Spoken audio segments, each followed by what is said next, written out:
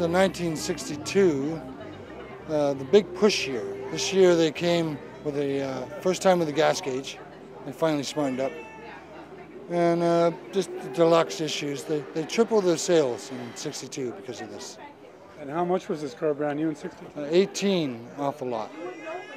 And you restored the car or totally? Ground up. Yeah.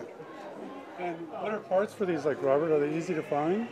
Everyone's got bugs around, but it's hard to find the good chrome. You have to get it re-chrome and stuff. But most of the mechanical parts you can find in aftermarket, oh, brand yeah. new? Well, they got everything you can think of. We got a website there, bada bing, bada boom. It's great. And the price is reasonable too.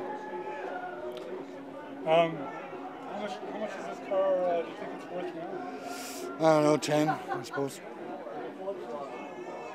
I put more than that into it. Oh yeah.